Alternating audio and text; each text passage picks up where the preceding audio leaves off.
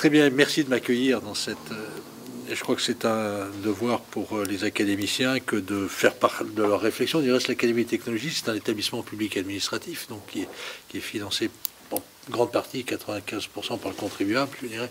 Donc il est normal que on restitue, disons, nos réflexions et qu'on fasse part, disons, de nos travaux aux citoyens. Hein. Il n'y a pas seulement, disons, les gens qui nous dirigent, qui doivent être, disons, le réceptacle de nos réflexions, mais aussi le citoyen en général. Et c'est donc dans ce contexte que j'ai accepté avec grand plaisir de venir vous évoquer certains de nos travaux. Je voulais m'excuser aussi parce que j'avais été prévu que une fois plus tôt, puis j'ai dû annuler au dernier moment parce que il se trouve que j'ai des fonctions de représentation et quand vous avez le président de la République qui vous dit voilà il vous invite pour telle chose, voilà, je suis obligé d'y aller, quoi.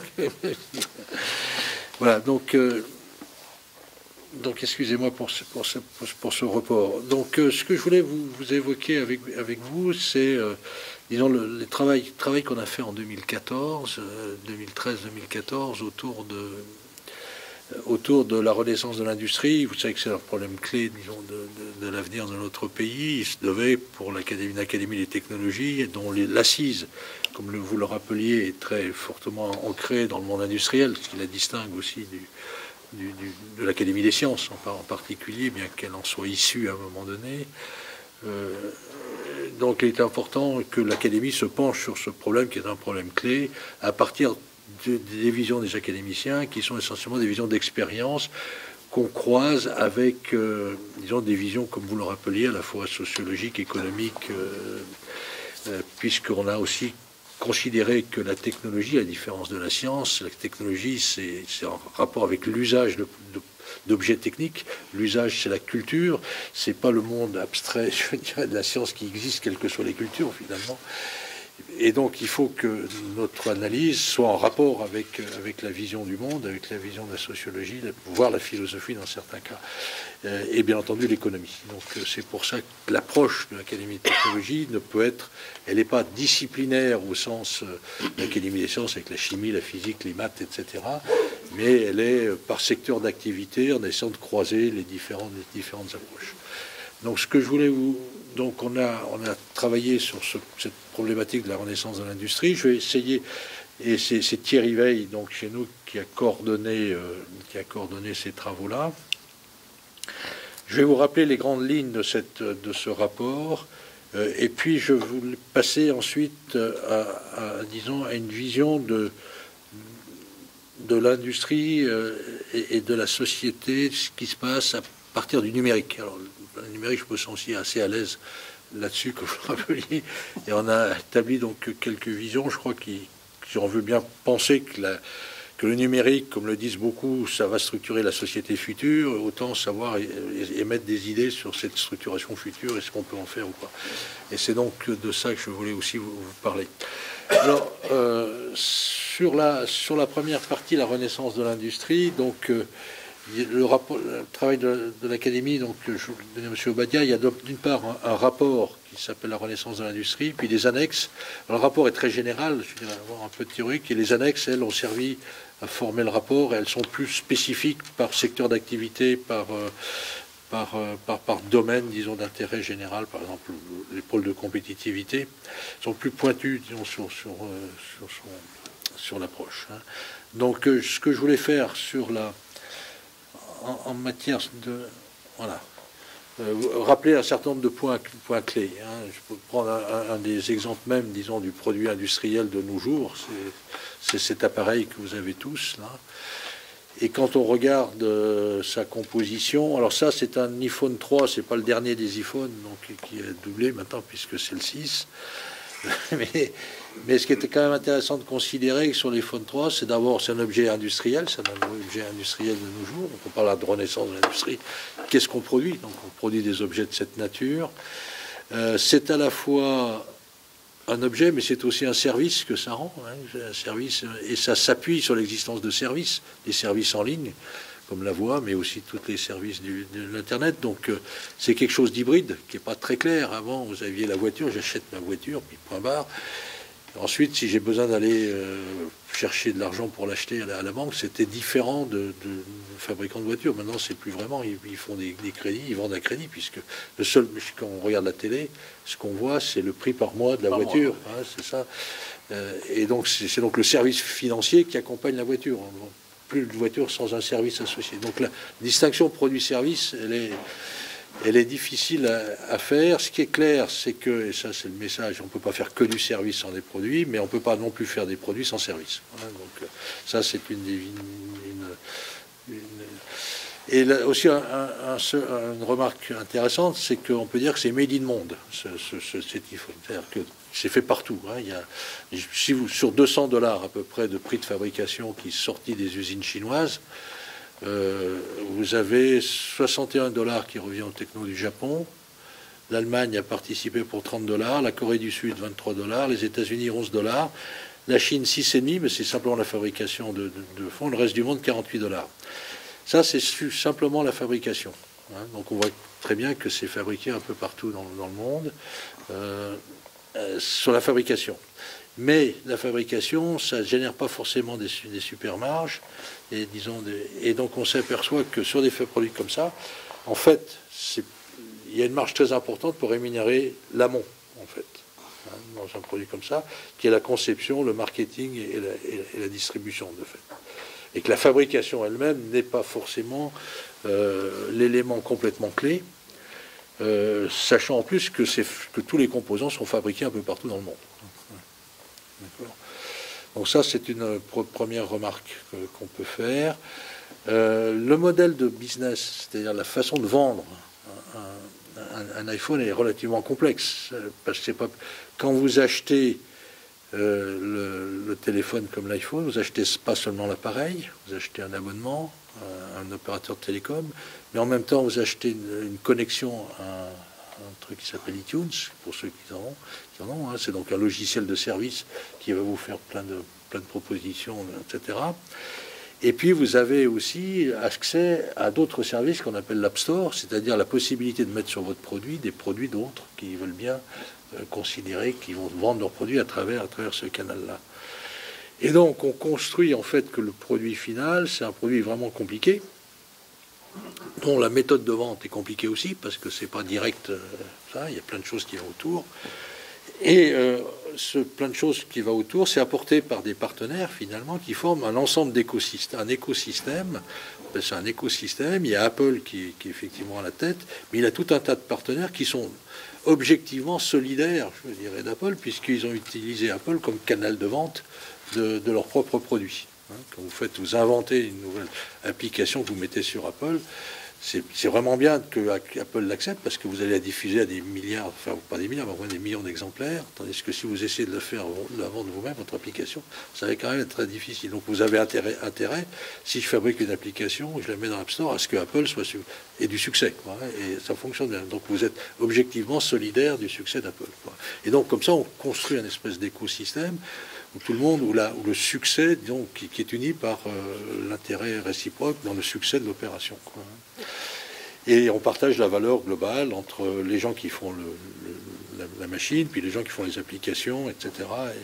Donc ça, c'est déjà une première remarque, c'est que quand on dit fabriquer les produits, c'est des choses complexes, et c'est à la fois du produit et du service, et c'est pas facile. Les moyens de le vendre sont pas forcément simples. Alors est-ce que la France est hors jeu là-dedans? Dans ce jeu, si je compare à l'iPhone, la réponse est non. Vous avez entendu parler de ce qui se passe chaque année. Il y a ce qu'on appelle le Consumer Electronics Show à Las Vegas, qui réunit toute la planète de l'électronique grand public à Las Vegas dans la deuxième semaine de janvier, où tout ce qui se fait de l'électronique grand public, c'est-à-dire tout ce qui est téléviseur, appareil de téléphone, télécommunications, caméras, tout ce qu'on peut connaître, disons qu'on peut acheter à la FNAC, en gros, se réunit là. Et c'est une réunion mondiale, vous avez tout le monde entier qui montre ces choses-là. Et là, il y a une présence française extrêmement intéressante, forte à partir de start-up, dont je donne le nom certainement. Vous avez Parrot, là, avec ses drones, qui est une entreprise qui fait aussi beaucoup de télécommunications dans les voitures. Hein. Vous avez la montre de WeThings. Là, WeThings, c'est une entreprise complètement française et qui vous compte le nombre de pas que vous faites dans la journée, si vous dormez bien ou pas, si vous vous réveillez ou pas, etc. Donc vous avez tout un tas de choses comme ça. Il y a un site comme Blablacar là, qui vous fait du covoiturage. Vous avez les gens très forts en France sur le jeu vidéo, etc. Donc on n'est pas, disons, dans la capacité d'innovation. Pour des produits nouveaux, on n'est pas véritablement en jeu. Hein. Par contre, quand on regarde comment dirais-je, les grandes tendances de cette industrie, c'est là que c'est la catastrophe. La catastrophe et qu'on est sur la ligne du bas. Si je regarde la part de l'industrie dans le PIB, alors certes, une partie est partie dans les services. Il y a deux phénomènes qu'il ne faut pas complètement oublier, si vous voulez, quand on analyse ça et qui modèrent un peu, disons, le pessimisme qu'on peut afficher. Le premier, c'est que dans l'évolution de l'industrie depuis une vingtaine d'années, il y a eu deux phénomènes qui se sont passés. Le premier, je l'ai mentionné, c'est qu'on ne vend plus en service. Et deuxièmement, les entreprises ont externalisé beaucoup d'activités qui n'étaient pas au cœur de leur métier. D'accord ? Et qui sont donc sorties de la sphère, disons, du camembert, dans le camembert de la partie proprement industrie, c'est-à-dire fabrication. C'est vrai qu'il y a ces deux phénomènes-là qui compensent un peu le... Mais ça, c'est vrai pour tout le monde, hein. C'est pas vrai que pour la France, d'accord ? Et on s'aperçoit que donc la France est dans la ligne du bas, et donc on part de PIB dans l'industrie. Les gens qui croient, c'est la Corée en particulier, donc vous avez la Corée en haut. Bon, vous avez un groupe au milieu qui est Japon, Allemagne et Suède, qui se déroule pas trop mal. Alors c'est vrai que ça baisse un peu parce que globalement, c'est vrai aussi, il y a eu un rapport du CAE, du Conseil d'analyse économique là-dessus, la productivité de l'innovation est moins rentable peut-être qu'à une certaine période. Certes, en plus 2009, c'est les périodes de crise donc financière, donc ça plonge un peu, mais globalement, on est quand même vraiment mal passé. Maintenant, donc la part du PIB est vraiment basse. Et ça, c'est grave. Pourquoi ?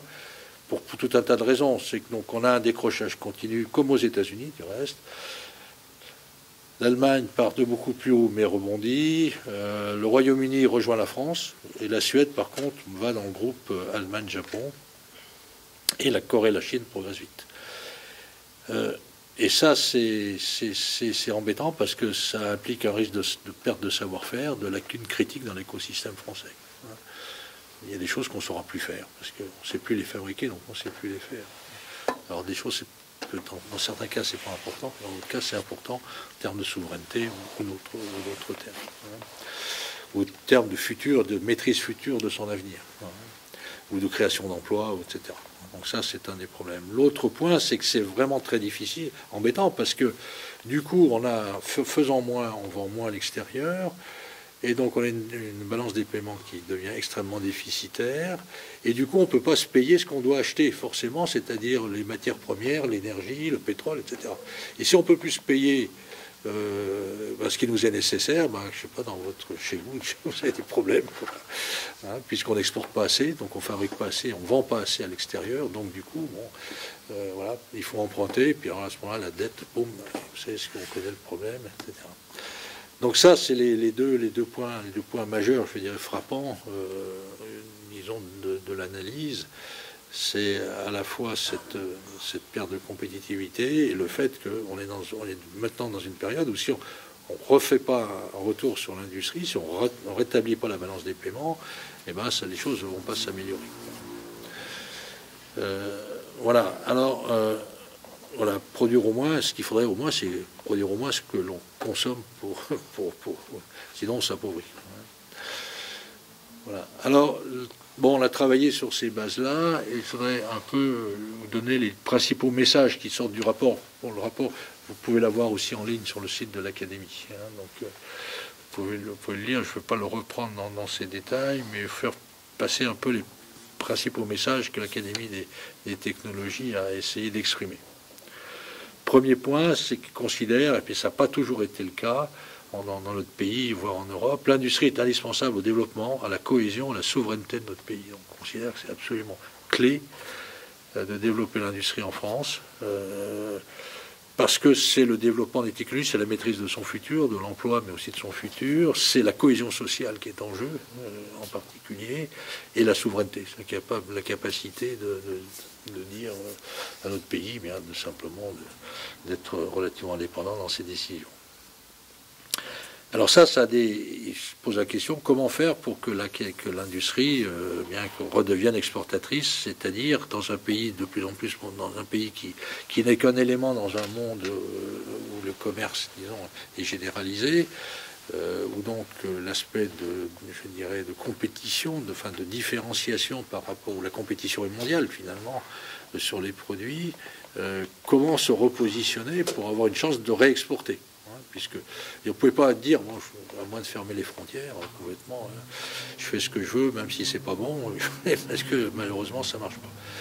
Donc un des points clés qu'il faut se bagarrer simplement sur le coût de l'emploi, c'est pas une solution. C'est bien que c'est pas une solution. Ça ne veut pas dire que ça n'intervient pas, mais c'est pas l'ultime solution au problème. Voilà, donc c'est clair. Parce que les Chinois ils sont toujours moins chers que nous. Après les Chinois, ça sera l'Afrique, etc. Donc je veux dire, c'est pas une espèce de course en avant qui est pas claire. Et donc on doit, pour redevenir compétitive, l'industrie doit absolument monter en gamme dans sa production, faire du haut de gamme, parce que c'est là qu'il y a les meilleures marges, et ceci grâce à l'innovation. Parce que l'innovation, quand vous mettez un des produits sur le marché parmi les premiers, c'est à ce moment-là que vous n'avez pas encore de concurrence. D'accord. Et donc c'est à ce moment-là que vous faites des meilleures marges. Et si vous faites des meilleures marges, vous pouvez réinvestir, etc. D'accord. Donc c'est l'innovation qui vous... Et bien entendu, il faut que vous fassiez des choses que les autres ne font pas. Donc il faut plutôt faire du haut de gamme, parce qu'on fait l'hypothèse, qui n'est pas fausse quand même, qu'on a dans notre société française un niveau, disons, d'éducation moyen qui est assez... et un savoir-faire moyen existant, accumulé, qui est un peu supérieur à d'autres dans le monde. Et donc il faut en profiter pour être un peu meilleur et avoir une plus haute valeur ajoutée que dans d'autres endroits qui n'ont pas bénéficié de notre passé. Alors, ça ne veut pas dire qu'il faut non plus ne pas penser à réduire les coûts. C'est pas les coûts. Dans les coûts, il y a les coûts salariaux, mais il n'y a pas que des coûts salariaux. Et l'organisation de l'entreprise aussi permet de réduire des coûts. Et c'est un point important. Alors, ce qu'on dit aussi, c'est que là-dessus, c'est d'abord l'atteinte de cet objectif. D'abord, pour arriver à ça, c'est d'avoir une initiative des entreprises. Hein. Leur capacité d'innovation. Alors, c'est l'initiative des entreprises de se positionner comme ça. On le verra aussi tout à l'heure. On ne peut plus, quand on est dans une entreprise, ne plus se poser la question qu'est-ce que je serai dans 5 ans, notamment à cause du numérique. Quels vont être mes compétiteurs dans 5 ans, dans 10 ans ou dans un an. C'est-à-dire, si je suis chauffeur de taxi maintenant, c'est vrai que c'est un vrai problème. Alors, on va les protéger par tout un tas de raisons, sauf qu'il y a des boîtes comme Uber qui font des nouvelles intermédiations entre les individus qui demandent, entre la demande et l'offre, qui cassent les prix et qui rebattent totalement le métier de taxi, quoi. Donc, si vous n'avez pas ça en tête et que vous pouvez vous faire... disons, prendre le marché par des gens qui n'existent pas encore, mais qui dans 6 mois seront plus forts que vous. Si vous ne réfléchissez pas à ça, vous êtes fichu. Ça, c'est absolument clair. Et donc, il faut que les entreprises développent une capacité d'innovation. C'est pas simplement une capacité d'innovation, mais une excellence opérationnelle. Et compte tenu, disons, du fait que vous ayez joué sur un jeu qui sort des périmètres hexagonales, pour la plupart, il faut vous êtes en concurrence, donc les choses changent vite. Les guerres des prix, ça existe. Les attaques diverses et variées, ça existe. Donc là, on est dans un jeu un peu militaire, même si j'emploie là un vocabulaire un peu militaire. Il faut être agile, quoi. Il faut savoir se reconfigurer, s'adapter, se redéployer, etc. Donc, il faut se redéfinir, comme je le disais. Et je prenais l'exemple du numérique, et j'y reviendrai plus tard sur l'exemple du numérique. Alors, un des points dans toutes ces actions aussi qui est important, c'est de refaire comme Apple, c'est-à-dire vous n'allez pas tout seul. Si vous arrivez à créer autour de vous un écosystème, c'est-à-dire des alliés solidaires, dont leur succès dépend du vôtre et réciproquement, à ce moment-là, vous attaquez le marché en masse. Vous avez des solidarités objectives qui se créent.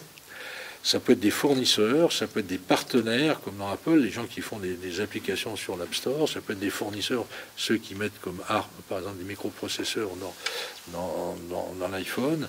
Mais ça peut être aussi des clients, notamment des grands clients, qui vous disent moi j'aimerais bien que vous me fassiez ça pour telle et telle raison, et qui va vous tirer en avant qui vont vous tirer en avant sur la définition de nouveaux produits.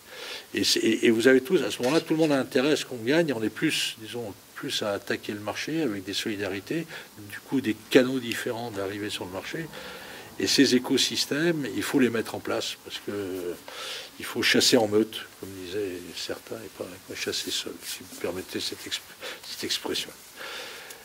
Donc ça, c'était vraiment un point majeur, d'autant plus que sur les écosystèmes, vous allez pouvoir embarquer avec vous, pas seulement si vous êtes une grande boîte, mais aussi des petites, qui auront intérêt aussi à travailler avec vous, etc. Donc ça peut avoir un effet. Alors, autre point aussi, je disais tout à l'heure, si on veut faire du haut de gamme, il faut un élément, il faut de la formation, il faut une capacité de formation qui soit adaptée et qui soit au meilleur niveau, parce que la formation, la connaissance, etc., devient un élément clé de compétitivité des gens. Et là, on y reviendra éventuellement, il faut bien se dire que à tous les niveaux, tout ce qui est le monde de la technologie et l'enseignement professionnel par rapport à l'enseignement général en France est quand même assez dévalorisé. La plupart, disons, on sait bien qu'on rentre souvent dans le professionnel parce qu'on n'a pas pu faire autrement dans la filière générale, ou bien parce que, et on fera peut-être de la mécanique ou de la tôlerie plutôt de la pâtisserie, parce que le lycée professionnel de tôlerie, il est juste à côté de chez soi. Alors sinon, il faudrait envoyer quelqu'un en internat, je ne sais pas où, etc., ses enfants. Donc c'est des choix négatifs, je dirais, souvent qui conduisent à en faire des jeunes dans l'enseignement professionnel. Ça a beaucoup d'inconvénients. D'abord pour les gens, mais aussi d'abord sur la vision de sélection par échec. Et puis une vision disons, comme les gens, ils vont pas pour des raisons, parce qu'ils ont envie de faire ce qu'ils veulent. Et donc ça donne une idée un peu négative du travail futur qu'ils auront à faire. C'est comme un passage obligé, pas forcément comme chose d'important. Donc ça, c'est un point, je dois signaler. Du reste, qu'on mène une expérience assez amusante à l'Académie des technologies avec l'Académie de Rouen. Pourquoi l'Académie de Rouen? Il se trouve que la recteur est une académicienne qui vous connaît bien, donc on a pu avancer avec elle. On a monté une action sur les lycées professionnels. Alors, elle a organisé les lycées professionnels de la Seine-Maritime, du rectorat de Rouen. Ça comprend l'Eure, enfin toute la Haute-Normandie, l'Eure et la Seine-Maritime. Elle a organisé les lycées professionnels en réseau. Donc il y a des réseaux sur l'énergie, un réseau sur le numérique, un réseau sur, je sais plus, sur d'autres domaines. Et elle a demandé, et c'est ce qu'on fait, il y a un académicien qui parraine un réseau. Donc on va sur le terrain avec les profs et les proviseurs de lycées professionnels. Ça permet de comprendre un peu les problématiques qu'ils ont et nous de leur faire partager un peu la vision qu'on peut avoir de l'évolution et de rendre un peu plus positif l'approche bon, c'est intéressant, c'est vraiment intéressant. Moi, je m'occupe sur Évreux d'un lycée qui est tête de réseau sur le numérique et je peux vous dire que c'est vraiment pas inintéressant de descendre sur le terrain, voir ce qui se passe sur place avec les profs de lycée professionnel et les élèves, par rapport à la vision qu'on peut en avoir. Donc la formation est vraiment un élément clé. Bien entendu, des infrastructures de transport et de communication au meilleur niveau, en particulier tout ce qui est le haut débit sur la communication et le transport. Et puis un point quand même qui pose problème, c'est de disposer d'un environnement réglementaire et fiscal à la fois favorable à l'investissement industriel, ce qui n'est pas forcément, mais surtout stable.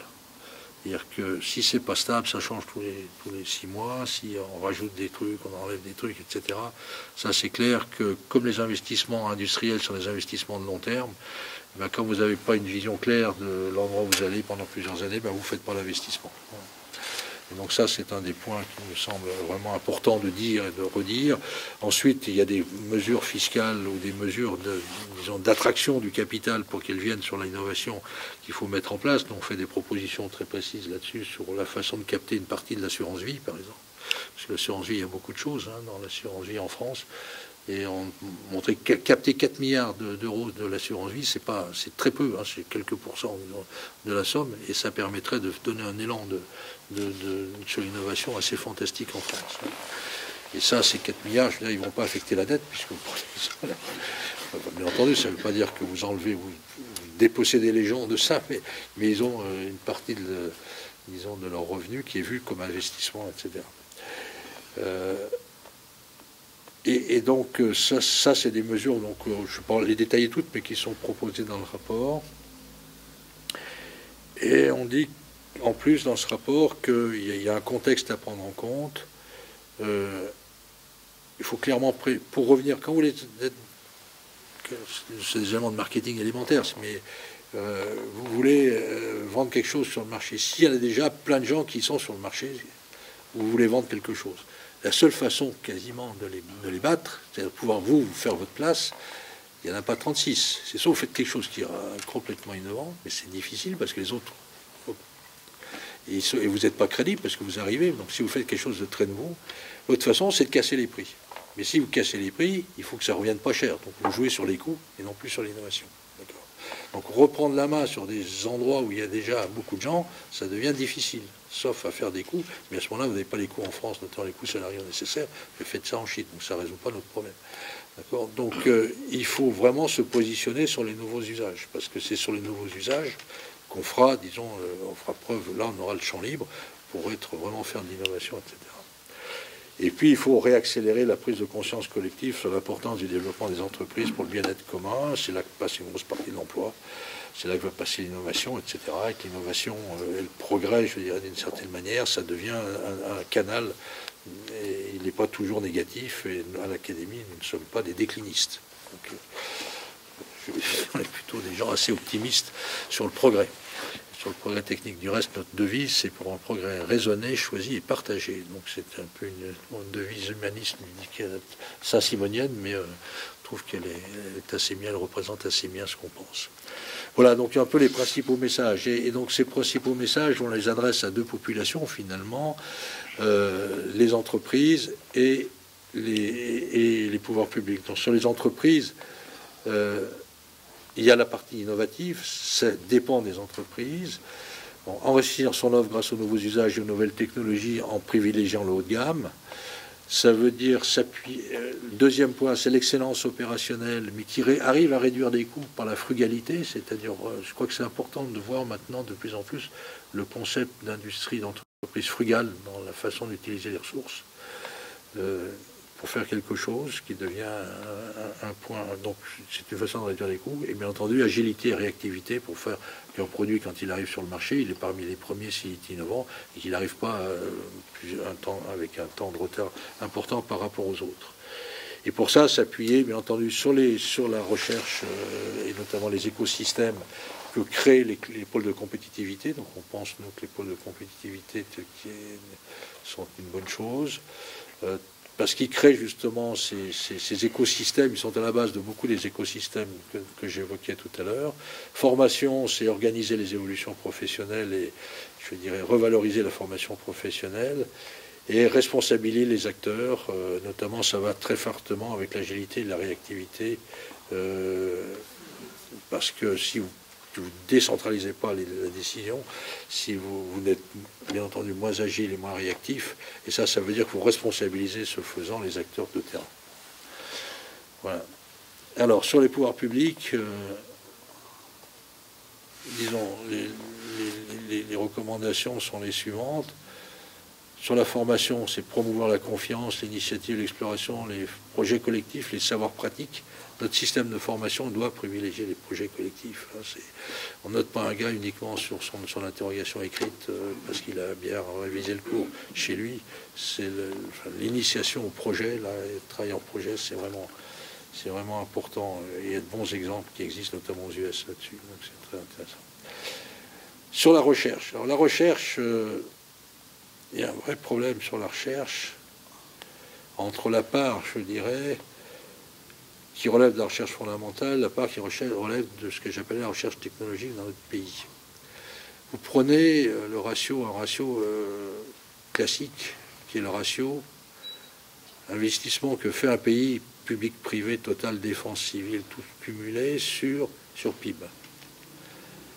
La France est à 2,5. L'objectif de Lisbonne, je ne sais plus personne, c'était 3, donc 3%. La France est à 2,4, 2,5. Le Royaume-Uni est à 2,6. L'Allemagne est à 2,8, 2,9. La Finlande est quasiment à 3. Les États-Unis, qui font quand même avec un effet d'échelle, sont de l'ordre de 2,8. Donc on est en retard. On est en retard en France, en total. Et quand vous regardez par quoi c'est dû, à quoi c'est dû, c'est intéressant de voir plusieurs points. Premier point, le ratio. Donc vous avez 60% privé, 40% public dans la part globale de R&D. Alors question, première remarque, ça veut dire que le privé n'investit pas assez. C'est la faute au privé. Ok. Ensuite, vous regardez les entreprises qui font le privé, partie privée. Les entreprises qui font la part du privé, il n'y en a pas beaucoup qui sont de high-tech. Et quand vous regardez une boîte comme Microsoft, par exemple, elle dépense 19% de son chiffre d'affaires en R&D. C'est colossal. Une boîte de service dépense zéro en chiffre d'affaires sur la R&D, ne fait pas jamais de R&D, d'accord? Elle n'investit que quand le client décide de lui payer. D'en faire de la R&D, on investit d'abord, puis après on se fait payer ensuite, d'accord? Donc, une boîte de service ne fait pas de R&D, donc n'investit pas sur la technologie, elle ne fait que prendre la technologie d'ailleurs, etc. Et puis les boîtes, je prends les Saint-Gobain, par exemple. Saint-Gobain, le plus gros groupe français, c'est 3%, 4% de R&D sur le chiffre d'affaires. Non pas qu'il fasse moins que les autres, c'est que c'est son benchmark, c'est-à-dire que ses compétiteurs font pareil. Donc quand on est donc le positionnement de la France est un positionnement mid-tech ou low-tech et pas high-tech, malgré les Thales, etc. Parce que quand vous êtes high-tech, vous investissez beaucoup en haute technologie. Et en haute technologie, vous investissez beaucoup en R&D. Donc vous avez des coûts de R&D qui vont. D'accord ? Et là, on n'est pas très... En France, on est plutôt mid-tech, low-tech, malgré quelques beaux succès, la plupart hérités des grands projets pompidoliens, je dirais, des entreprises qui ont été créées à cette époque-là. Mais pour regarder au CAC 40, la seule boîte qui est rentrée au CAC 40 depuis longtemps, c'est Gemalto qui fait de la carte à puce. C'est la seule boîte qui est rentrée depuis la libération, en gros, je vais dire, quasiment. D'accord ? Donc ça, c'est pas... Alors, c'est pas terrible, quoi, quand même, comme conséquence. D'accord ? Donc on a ce positionnement. Puis quand vous regardez la partie 60%, qui reste, c'est 50 plus 10. C'est 50 en fondamental et 10 en technologique. D'accord ? Alors peut-être qu'on pourrait se dire qu'en France, on fait peut-être un peu trop de recherche fondamentale par rapport à de la recherche qui est plus proche, disons, du produit. D'accord ? Et est-ce qu'on pourrait aussi se dire pourquoi on a si peu d'industrie high-tech ? C'est que la partie, disons, recherche technologique est faible, et donc on n'alimente pas suffisamment par ce biais des nouvelles entreprises qui pourraient bénéficier d'une grosse... S'il y avait en amont, disons, une recherche publique technologique plus importante. Donc ça, c'est quand même un petit problème. Alors, chaque fois qu'on présente ça, alors dire la connaissance, certes, c'est important, mais c'est aussi vachement important de payer quelque chose à donner des emplois aux gens qui travaillent en France, etc. Parce que la connaissance, c'est bien, mais c'est payé par le contribuable. Donc si le contribuable n'a pas de job, il a du mal à payer. Donc voilà. Ou les entreprises, on peut toujours prendre ça sur l'impôt des entreprises, certes, mais enfin ça a des limites aussi, on l'a bien vu. Donc on peut se poser la question, et ça c'est un des messages que porte l'Académie des technologies, et essayons de rééquilibrer tout ça quand même, et faisons des choix, parce qu'on ne peut pas tout faire, on n'est pas un pays qui peut tout faire, donc faisons des choix. Et il faut revaloriser, donnons un statut particulier aux chercheurs technologiques. Il y a une vraie différence entre un chercheur fondamental, c'est-à-dire qui fait de la science, c'est-à-dire qui observe, modélise ce qui est dans la nature, du chercheur de technologie qui, lui, invente, crée des objets nouveaux dans la nature. C'est complètement une approche différente de la chose. C'est donc pas les mêmes moyens, c'est pas la même disposition, c'est pas les mêmes façons de mesurer le succès de l'un ou de l'autre. Voilà. Et il faut vous dire qu'en France, on a quand même un mal. Vous savez, quand l'Académie de technologie n'a été créée qu'en an 2000. Avant, c'était un comité de l'Académie des sciences. C'est pas inintéressant, je vais faire cette digression. On a été le dernier pays des occidentalisés à créer une académie d'ingénierie ou des technologies. Dernier. Pourquoi ? Parce qu'on se disait, avec la science, l'Académie des sciences, pour la technologie, c'est bas niveau. Donc il suffit de faire de la science, on aura de la technologie. Sauf que c'est pas vrai. Vous faites pas un pont pour vérifier les lois de la gravité, vous faites un pont pour traverser une rivière. Et donc quand vous faites un pont, c'est vous rajoutez un objet dans la nature qui a une fonction, donc un usage, une culture. Et l'usage, ça dépend d'un ensemble social, ensemble culturel, etc. Et ça n'a rien à voir avec la science, parce que les lois de la gravité, quelles que soient, elles existent indépendamment de quiconque l'observe. Donc ça, c'est quand même une approche qu'on a en France quand même assez différente, sur laquelle on secoue un peu les choses. Voilà. C'est parce que je pense que ça fait. Alors c'est en plus cette vision, disons, de la science versus la technologie. Je suis pas philosophe, mais si vous lisez Heidegger, c'est quand même un auteur nazi, enfin philosophe un peu fasciste quand même de son époque. C'était quand même ça qu'il dit. C'est quand même pas le technicien qui va nous dire ce qu'il faut faire. C'était ça quand même la philosophie. Hein. Voilà. Donc la place du technicien dans le dispositif et de la recherche technique, je dirais globalement, on n'est pas dans un pays qui l'admire forcément, voilà, par rapport aux grands penseurs. Voilà. Donc les financements, ça c'est aussi le rôle de l'État que d'avoir une fiscalité plus stable et encourageant l'investissement patient et risqué. Je vous rappelle notamment si vous êtes dans les biotech, hein, quand vous créez une start-up de biotech, avant la mise sur marché, il faut être capable d'exister pendant 10 ans. Donc si vous faites pendant 10 ans avant d'avoir un produit, quoi, hein, donc ça c'est vraiment long. Il faut avoir un capital qui vous soutient pendant 10 ans. Hein, c'est patient. et beaucoup de nos nouveaux médicaments sont créés par les start-up de biotech. Et bien entendu, soutenir les filières émergentes. Voilà, pour conclure, je dirais l'industrie de notre avenir. Je ne vais pas rentrer, si vous avez des questions, je pourrais rentrer plus en détail, mais c'est un facteur de renaissance basé sur la coopération, confiance, formation, innovation, financement, infrastructure, et qui implique une mutation culturelle, je crois, forte de l'industrie, acceptée à l'industrie désirée. Il faut qu'on désire notre industrie, si on n'en veut pas. Si on ne la désire pas globalement, on n'en aura pas. C'est clair que pour tout un chacun. Hein. Voilà. Et qui soit créatrice de recherche pour tous, attentive au développement de ces salés, de ces territoires et ses impacts sur l'environnement. C'est ça un peu le message de base, disons, que donne l'Académie des technologies. Donc voilà un peu sur la base. Donc vous avez des mesures plus spécifiques. Je ne vais pas m'amuser à faire la liste à la Prévert de toutes ces mesures. Elles sont dans le bouquin. Simplement, ça vous donne un peu la philosophie et l'approche qu'on a. Et si vous me le permettez, je voulais passer un peu au numérique, si je vous donnais un peu de temps sur la chose maintenant. Et l'aspect numérique est du reste dans l'autre rapport que j'ai donné ici. Alors, pour aborder la problématique du numérique, elle s'insère complètement là-dedans. Vous verrez qu'elle s'insère dans l'ensemble. Hein. J'ai essayé de vous faire rapidement une vision de l'évolution des technologies du numérique. Alors,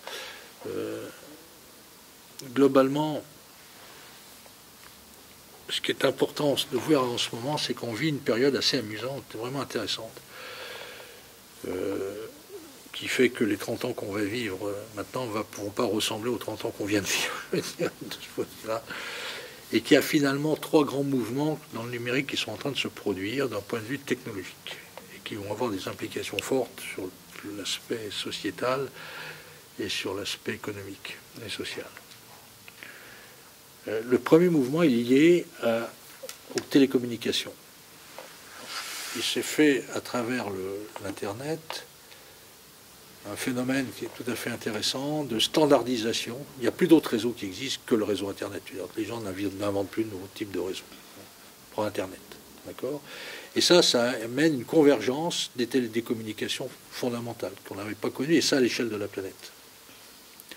Et en même temps, aussi parce que c'était lié à certaines formes de libéralisation des télécoms, les performances des équipements de télécoms, à cause de la concurrence, les performances des équipements de télécom se sont mis à croître, c'est-à-dire qu'il y a eu bagarre entre les équipementiers. Avant, les équipementiers, ils avaient leur opérateur télécom historique privilégié, donc vous aviez Alcatel pour France Télécom, etc. Puis après, vous avez ouvert le jeu, donc bing, ça s'est un peu bagarré, et du coup, le haut débit, enfin les équipementiers ont dû se comparer entre eux, vendre à d'autres opérateurs, donc ils ont amélioré leurs produits, et donc on a maintenant du très haut débit. Ce qui fait qu'on a un phénomène amusant, à peu près partout, je dirais, bien sûr, dans les forêts de Normandie, on n'arrive pas à capter Orange ni aucun opérateur, mais enfin, globalement, je dirais, vous pouvez communiquer de n'importe quel point à n'importe quel autre point, où il est raisonnable d'aller, je dirais, avec des vitesses très importantes. C'est ça le point, et de manière standard. C'est-à-dire qu'on communique de manière, tout le monde, quelle que soit l'application, tout le monde communique de la même façon. Cette standardisation est un effet majeur du système. Et puis à partir de là, vous avez un premier phénomène. Donc à partir du moment où vous avez standardisation des communications, vous pouvez communiquer, vous pouvez connecter n'importe quoi. Alors, vous avez en haut, là, vous savez, bien entendu, on sait connecter des téléphones, on sait connecter des PC, on sait connecter des téléviseurs, mais la vraie révolution, c'est la suite. C'est qu'on va connecter n'importe quel objet sur le net. La maison, l'avion, là j'ai mis la voiture, là j'ai mis un petit capteur de pression. C'est un tout petit truc comme ça, là. Il est capable d'être mis sur Internet, de communiquer sur Internet. Hein. Ça, c'est vraiment important, ça. D'accord ? Pourquoi ? Parce que vous avez eu un phénomène, disons, qu'on appelle la loi de Moore, dans la fabrication des semi-conducteurs, qui a fait la miniaturiser de plus en plus. Hein. Et donc on peut mettre de la puissance informatique à peu près n'importe où, avec une alimentation. Il vous faut une alimentation électrique, certes, bien sûr, il faut l'électricité quand même. Vous pouvez mettre des piles, mais si vous ne voulez pas. Mais ça consomme pas trop. Et donc vous pouvez quasiment connecter n'importe quoi. Donc vous avez un mouvement de dissémination de connecter. Et là, ça va bien au-delà, quand vous considérez les objets que vous pouvez connecter, ça va bien au-delà des réseaux sociaux, parce que la taille des réseaux sociaux, elle est limitée en gros par la population de la planète, mais si j'y rajoute les objets, alors là, c'est des dizaines de milliards de choses que je peux connecter, pas simplement les individus. Alors ça, c'est le premier mouvement, un mouvement de dissémination connectée. Et puis vous avez en même temps un mouvement contraire de concentration qui est lié à la façon de délivrer le service, et qui est lié à plusieurs phénomènes. D'abord, standardisation.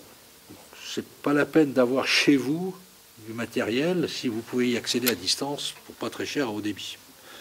D'accord ? Donc on va concentrer du matériel, on va mutualiser, donc ça va diminuer les coûts d'usage, ça va limiter les coûts d'infrastructure, le coût d'électricité globale que vous allez partager, ou le coût de la machine que vous allez mettre parce que vous l'allez partager à plusieurs. D'accord, le coût du logiciel que vous allez mettre parce que vous allez le partager à plusieurs, d'une part. Et puis, il se trouve que pour des raisons sur lesquelles je ne vais pas revenir m'étendre, pour des raisons physiques, la physique des semi-conducteurs, on ne peut plus aller plus vite comme avant. Avant, on allait plus vite en augmentant la fréquence des microprocesseurs. Je ne sais pas si vous vous souvenez, vous achetez des PC, on disait, le PC, il y a 1 GHz. 2 GHz, après on attendait, il suffisait d'attendre, puis après on avait pour le même prix. Alors ça, malheureusement, c'est plus vrai tout simplement pour des raisons de physique simples, c'est que plus la fréquence est rapide pour l'exécution des instructions, plus les atomes ils sont en mouvement, et donc plus ça chauffe. Et plus ça chauffe, et à 10 GHz, vous avez la chaleur dissipée sur un centimètre carré de silicium, c'est la même qu'à la surface du Soleil. Donc vous n'allez pas mettre des choses comme ça dans votre PC, ça le ferait fondre, d'accord ?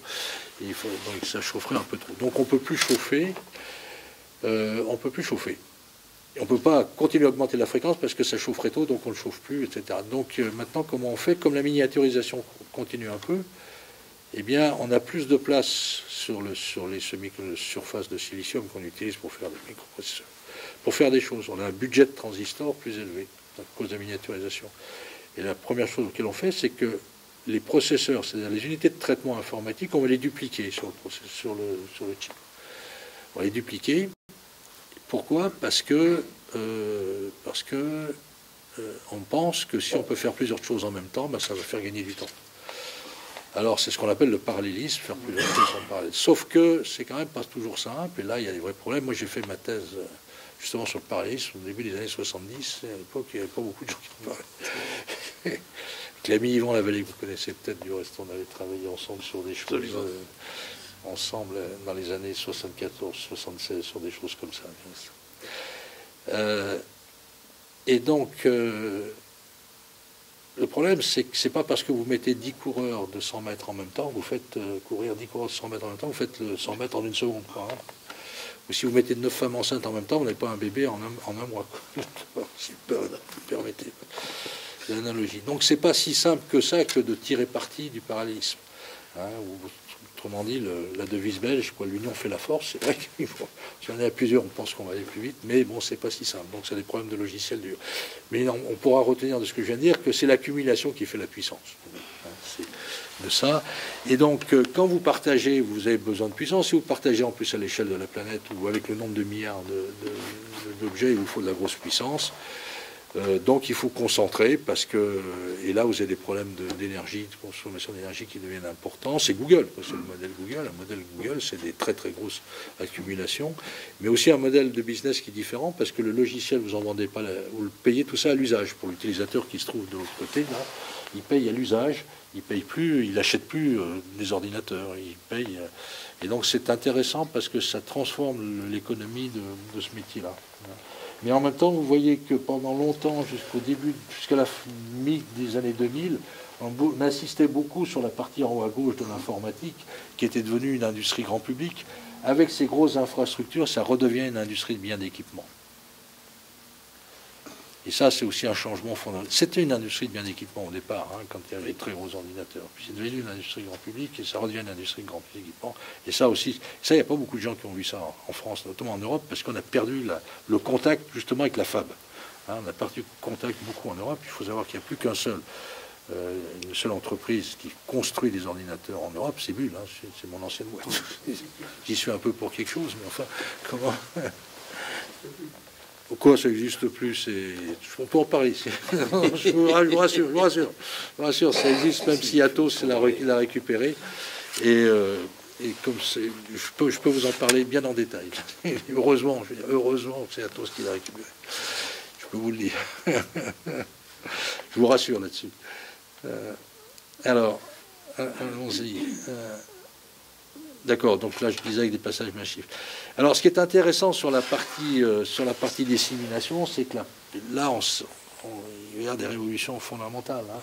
On est vraiment dans le domaine schumpeterien, là, c'est de la destruction créatrice, quoi. On détruit parce qu'on renouvelle les objets. Si vous voulez, à partir du moment où vous mettez des processeurs dans les objets, une grosse partie de la valeur ajoutée des objets passe dans le microprocesseur. Dans une voiture, 80% de l'innovation dans une voiture est dans l'électronique embarquée. 90%, excusez-moi, c'est même 90%. De l'innovation dans une voiture passe par l'électronique embarquée. Les microprocesseurs qui est dedans, etc. D'accord? Donc c'est pas le même métier, hein, ça, pour un fabricant d'automobile. Hein, c'est clair que de faire par rapport à ce qu'il faisait avant. Hein. Et ça, vous voyez, cette vision, je dirais, embarquée de l'informatique, vous voyez, par exemple, ça c'est des statistiques internationales qui avaient été prises. Donc sur l'automobile, 41%, la partie électronique plus logiciel dans le coût de la R&D, de la partie recherche et développement de l'automobile, c'est 58%. Sur l'aéronautique, 54%. Dans tout ce qui est l'industrie, la fabrication, les machines, outils, 48%. Télécom, c'est beaucoup, etc. Médical, maintenant, dans les objets médicaux, il y a plein de processeurs. Donc c'est une vraie révolution qui est en cours. Hein. On fait de la valeur ajoutée par le logiciel, le microprocesseur et les logiciels qu'on met dans les objets.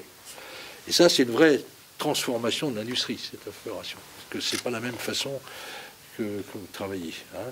Et là, sur une enquête Syntec 2008, c'est dommage qu'il n'ait pas renouvelé l'enquête, vous voyez que en ce moment, l'activité R&D logiciel embarqué, c'est-à-dire mettre des microprocesseurs dans des logiciels, dans des objets, quels qu'ils soient, et des logiciels dessus pour le faire fonctionner, ça concernait à l'époque, en 2008, 74 000 emplois, avec une croissance importante, 11% par an. Hein.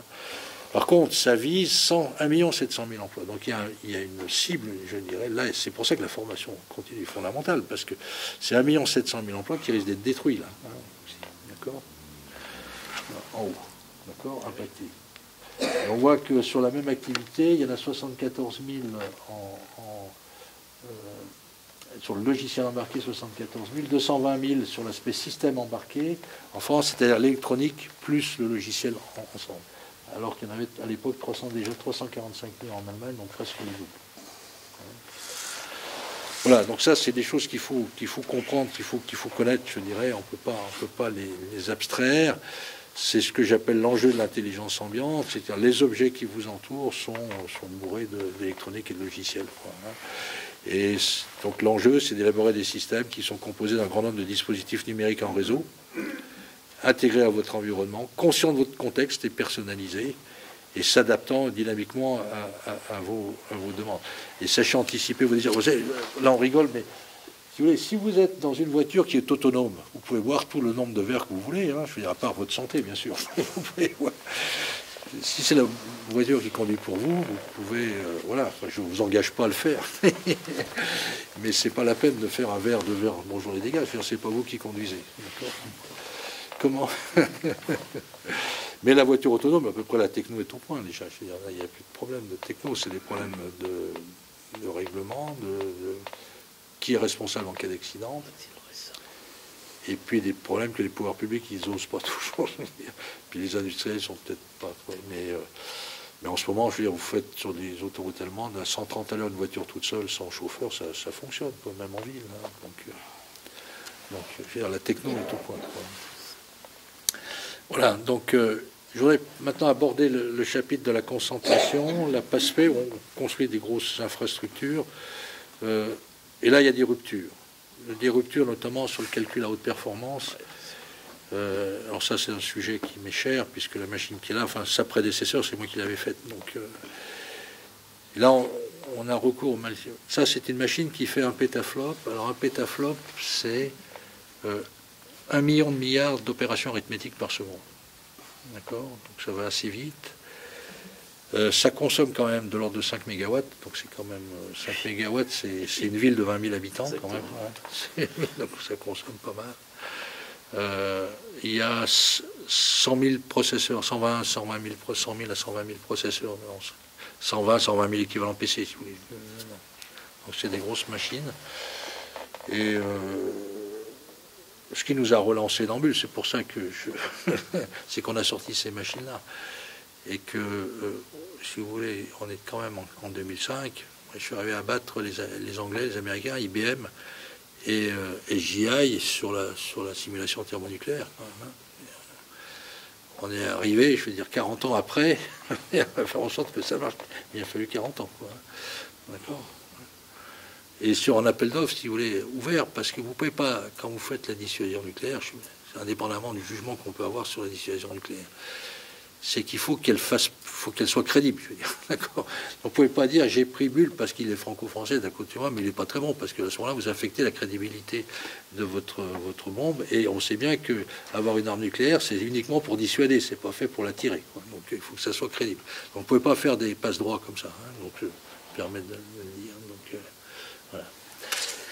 Et ça, maintenant, donc la météo française est équipée avec ça, il y a...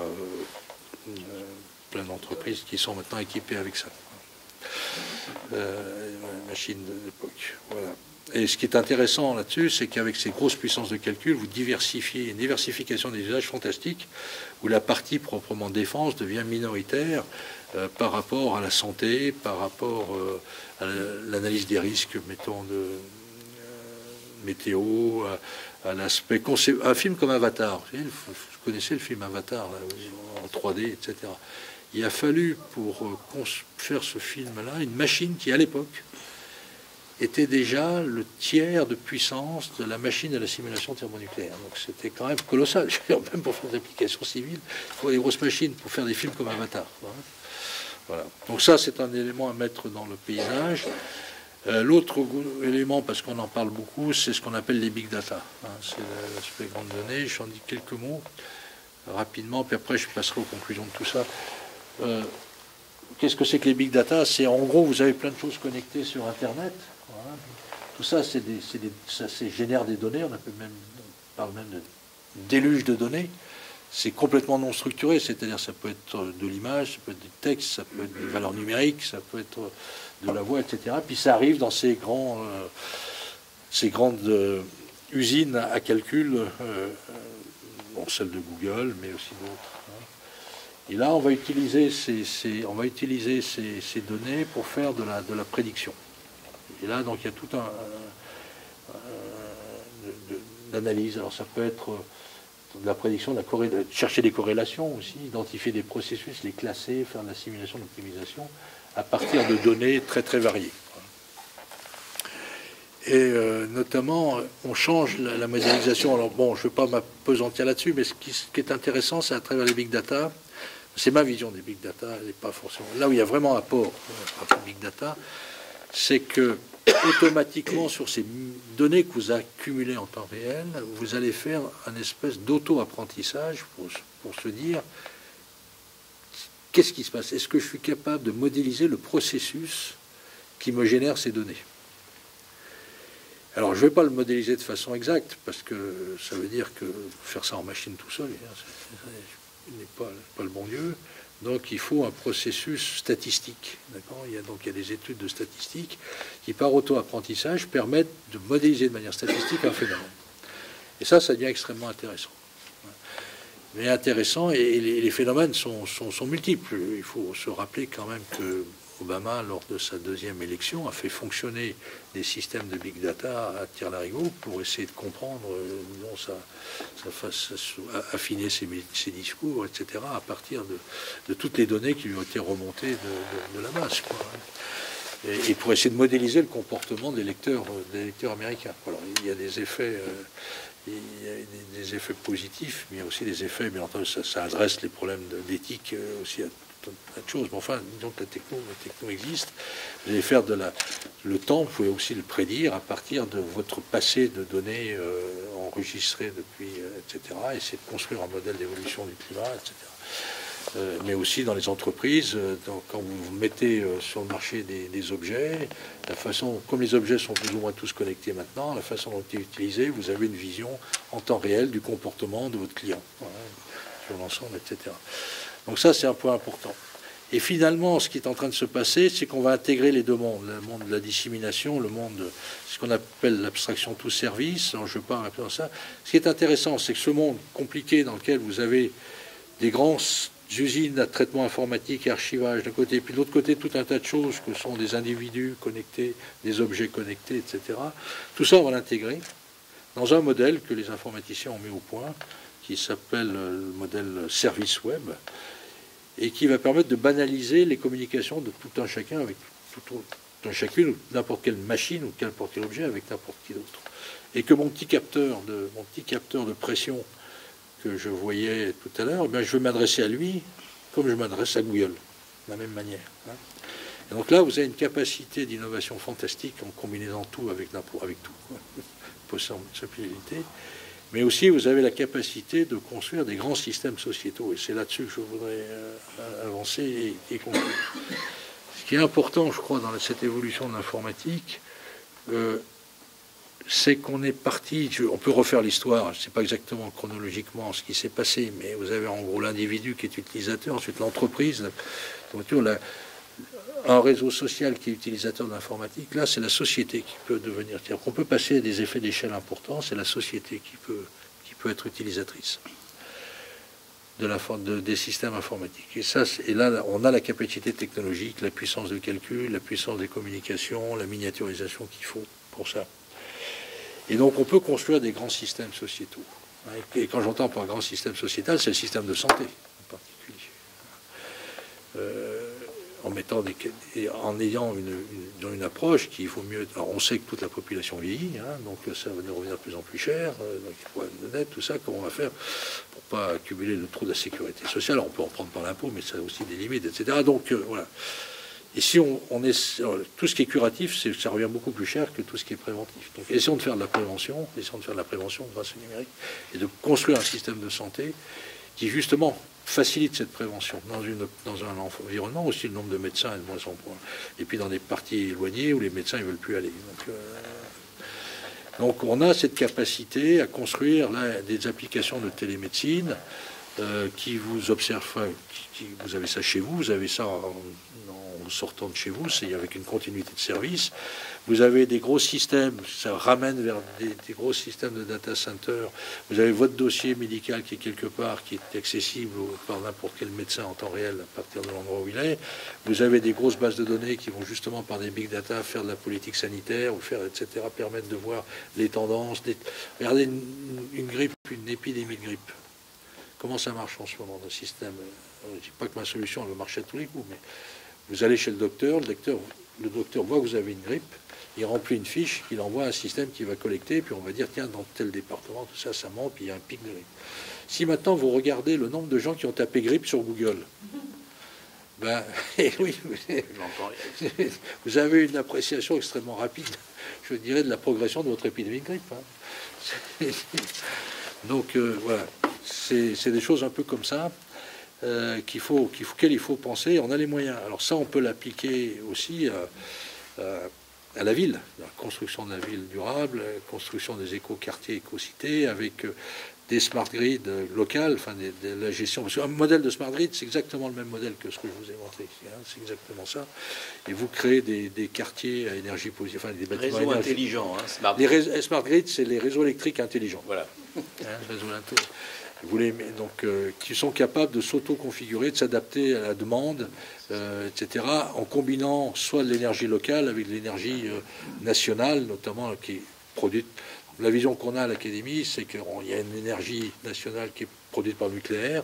C'est là hors de question de la remettre en cause pour tout un tas de raisons, à la fois d'indépendance, aussi de rentabilité, de savoir-faire, de coûts environnemental, etc. Mais ça ne veut pas dire que sur place, vous n'êtes pas capable d'utiliser, je ne suis pas en faveur des éoliennes, mais telle ou telle source géothermique, mettons, ou tel bâtiment à énergie positive, comme ça, sachant que tous ces problèmes-là, c'est que les problèmes, on ne sait pas, toutes les énergies intermittentes, on ne sait pas les stocker. Quand il n'y a plus de vent, il n'y a plus de vent, et quand il n'y a plus de soleil, il n'y a plus de soleil. C'est le sujet de mon rapport au Conseil économique, social et environnemental. On a quand même un problème de dire, c'est quand même marrant, les gens qui disent depuis 20 ans, ils se posent le problème du stockage énergétique que maintenant, alors que pendant 20 ans, il faut faire de l'éolien, il faut faire machin, et puis maintenant, il stocker. Tiens, c'est nouveau, alors, embêtant. C'est qu'il n'y avait plus de soleil, plus de vent, plus de soleil, c'est quand même embêtant quoi, pour prendre votre bain. Voilà, donc voilà, ça c'est exactement pareil. Vous faites les bâtiments avec des capteurs partout, comme je l'ai évoqué, ces capteurs de chaleur, d'énergie, de pression, tout ça sont interconnectés sur le net. Vous ramenez ça sur des bases de données, vous analysez le truc et vous rééquilibrez, vous faites les optimisations en temps réel. Transport, pareil, environnement, gestion de l'environnement, vous mettez balancé dans la nature, dans les forêts, des capteurs. Du reste, des petites boules comme ça, vous inonder la forêt, de petites boules, ils ne se voient plus, mais qui émettent. Et puis si jamais il y a un incendie de forêt qui se... Là, bling, ça émet. Et puis, si vous avez une très grosse machine, comme celle que je vous ai montrée, vous appuyez sur un... Et là, on vous dit en temps réel où va se déplacer le feu, quels sont là où vous devez mettre vos pompiers, en fonction du vent, des essences de la forêt, les gens que vous devez évacuer parce que leur maison va brûler, etc. Et ça en une seconde. Donc on peut les créer, ces grands systèmes. Et donc toute partie de notre action à l'Académie, c'est de faire prendre conscience aux politiques ça. Et ça, malheureusement, par moments, on se dit que la technologie, c'est un peu l'inconscient du politique. Et que ça serait bien de fixer quand même des nouvelles frontières à partir de ça. Des nouvelles frontières d'évolution de la société. Ça ne serait pas déraisonnable, je dirais, de le fixer à partir de ça, parce qu'à partir de là, vous recréez de l'emploi, vous recréez des acteurs, vous créez les écosystèmes. Pour construire un système comme ça, il faut des écosystèmes, il faut des gens qui sont... et les amener. Et puis en plus, c'est exportable, d'accord? Donc vous recréez la mayonnaise dans ce genre de truc. Hein. Voilà. Et donc ça, vous pouvez faire aussi l'entreprise connectée, mais aussi l'usine du futur, de la même manière. Hein, vous savez, l'usine du futur, exactement avec le même modèle, des capteurs sur les machines-outils, vous téléchargez, vous avez tout un tas de processus qui sont automatisés, etc., avec la liaison avec vos partenaires, avec les banques, si vous avez tout ça avec des processus automatisés, où quelqu'un vous commande quelque chose sur le net. En même temps, vous lui demandez s'il a besoin d'un prêt. En même temps, vous lancez le process qui va aller chercher un prêt à une banque qui est partenaire avec vous, qui le ramène. En même temps, vous lancez la FAB et la logistique, etc. Puis vous ramenez tout ça, le produit personnalisé. Ce qui est important, c'est la personnalisation dans la demande. C'est le produit personnalisé. Et bien entendu, avec des systèmes qui optimisent la fabrication, comme ce qu'on appelle la fabrication 3D ou la fabrication additive. C'est-à-dire, au lieu de prendre un paquet de métal et puis de les vider pour faire un objet, d'accord. Et donc là, vous faites du gâchis sur tout ce que vous évidez, ben vous faites le contraire, vous construisez par couche. Et avec des imprimantes adaptées, hein, des imprimantes qui sont directement branchées sur votre système informatique. Voilà. Et là, il n'y a pas de limite. Ça, en ce moment, les Chinois construisent des maisons avec imprimantes, hein, des imprimantes pour construire les maisons. Donc c'est des gros trucs. Hein. d'accord, et on industrialise. Donc, voilà. Donc, si vous voulez, ce que je voudrais essayer de conclure sur ce numérique, c'est qu'on ne peut pas échapper, enfin, quelque part, à une réflexion là-dessus. Si je reviens, c'est pour ça qu'on essaye aussi de tirer le politique là-dessus, parce que vous voyez bien que ces trucs sociétaux, là, le système de télémédecine, si le système français ne le prend pas en compte, qu'est-ce qui se passe? Vous avez des boîtes, comme je vous parlais au début, des WeThings et autres, qui sont des boîtes très intelligentes, qui développent des trucs, qui les connectent sur Google. Donc celui qui va récupérer la donnée, je veux dire, sur vous, c'est Google, c'est pas la Sécu française. Hein, c'est ça. Et ça pose quand même des tas de problèmes à ce moment. Mais quand vous dites à la Sécu française, il faudrait regarder ça, c'est quand même pas facile pour eux de bouger. Il faut quand même le dire aussi. Il y a quand même un problème. Et donc, il faut l'agilité dont on parlait, c'est quand même un bon principe. Si vous voulez, si on essaye d'essayer de formaliser finalement le mécanisme de transformation qui est en jeu dès qu'on fait du numérique, on peut le formaliser. Alors c'est un schéma qu'on avait fait il y a longtemps, puisqu'il date de 98, dans le rapport qu'on avait fait pour le gouvernement sur l'Internet des futurs. Alors, il reste vrai, donc il est solide. Qui est en gros le suivant. On peut considérer que vous êtes tourné dans un monde où il y a trois mondes. Il y a trois mondes. Il y a le monde dans lequel on vit, le monde réel, dans lequel on a des individus, des machines, des organisations, des appareils, des infrastructures. Et tout ça, ça communique avec les façons. On a le monde de la connectivité, le monde qui met en relation, je dirais, par les télécoms. Et ce qu'on appelait le nouveau monde des intermédiaires, c'est-à-dire le monde des services Internet, des services en ligne de l'Internet. Et le point fondamental, c'est que ces mondes sont séparés par des standards. C'est-à-dire qu'il n'y a aucun monopole horizontal qui peut être créé. Et c'est bien l'enjeu, une grosse partie des enjeux. Microsoft a essayé de créer un monopole horizontal, là-dessus il n'y est pas arrivé. La réaction mondiale a été de dissocier. C'est pas parce que vous êtes... Google est accessible à partir de Bouygues, à partir de SFR, à partir de France Télécom. Il n'y a pas de lien entre eux. Pourquoi? Parce qu'il y a des standards qui sont entre les deux. N'importe quel opérateur peut donner accès à Google. Et Google peut marcher avec n'importe quel opérateur. Même vous, en tant qu'utilisateur individuel, vous pouvez utiliser n'importe quel opérateur et accéder à n'importe quel service. Donc tous ces mondes-là sont complètement devenus indépendants grâce à la standardisation. Et de ce point de vue-là, faire vivre la standardisation, c'est un acte de bienfaisance mondiale, je dirais. D'accord? Donc, mais vous avez un nouveau monde qui est le nouveau monde des intermédiaires qui est là. C'est la chose par laquelle... Et ce qui se passe, c'est un phénomène assez amusant. Vous avez dans ce monde réel, le monde dans lequel on est, qui vit avec le temps que nous connaissons. Le temps là-bas, c'est le temps de la microseconde, la milliseconde, de la nanoseconde, puisqu'on est dans le monde des ordinateurs. Là, on est dans le monde qui fonctionne comme on connaît. Avec cette capacité de miniaturisation, la capacité d'augmenter finalement les capacités de ce qui existe, de la nature, en lui rajoutant du logiciel et des microprocesseurs. On augmente. Alors certains parlent de réalité augmentée, c'est un des cas particuliers. C'est-à-dire qu'à travers vos lunettes, par exemple, je regarde en superposition tout le schéma de câblage qui est dans le mur derrière moi, je verrai les câbles électriques en superposition en 800. Si je planter mon tableau, je fais attention de ne pas le planter sur les câbles électriques qui sont derrière. Ça, c'est la réalité augmentée. Mais globalement, ce qu'on augmente la réalité. Un individu, on lui met des microprocesseurs dessus, aussi pour tout un tas de choses, et puis le téléphone, les objets, etc. Donc on augmente les puissances. Et à partir du moment où vous avez augmenté la capacité par l'électronique et l'informatique, on peut connecter. D'accord? Et donc on peut réintermédier complètement la relation qui existe dans le monde réel et la refaire totalement. Alors là-dessus, vous avez des bons exemples. Une entreprise qui était quand même florissante dans ma jeunesse, mais la vôtre aussi, ça ne doit pas être une différence, c'est Kodak. Kodak a disparu complètement de la scène mondiale. Et pourtant, Kodak avait tous les brevets de l'appareil numérique. Mais ils ont disparu de la scène mondiale. Ils ne sont pas positionnés sur l'appareil photo numérique. Et là, on voit bien l'augmentation qu'on a par la numérisation, disons, de l'objet qu'est l'appareil photo. D'accord. Probablement parce qu'avant tout, Kodak, c'était une boîte de chimie avec des implantations sur toute la... Enfin, en gros, c'était une boîte de chimie. Et se convertir comme une boîte de chimie dans une boîte de numérique, c'est des transformations qui ne sont pas possibles à faire, visiblement. Mais bon, enfin, ça a disparu. Donc, mais c'était pas tout ce qui... En plus, maintenant, vous avez des logiciels comme Picasa, etc., donc, qui vous font... Votre photo, vous les mettez à disposition de toute votre famille, quoi. C'est pas ça, vous les mettez non seulement sur votre sur votre smartphone, sur votre télé, mais en même temps, vous en faites profiter toute votre famille par Picasa ou d'autres. Donc, vous réintermédiez complètement. Vous savez, la soirée qu'on a vue, on passe les diapos de vacances, quoi. Il y avait une intermédiation simple. Les gens venaient chez vous, mangeaient quelque chose, on se passait les diapos. D'accord. Maintenant, on n'a plus besoin de... Alors, c'est peut-être moins convivial, mais vous repassez vos photos de vacances à toute votre famille via Picasa, quoi. Donc, vous réintermédiez complètement la relation.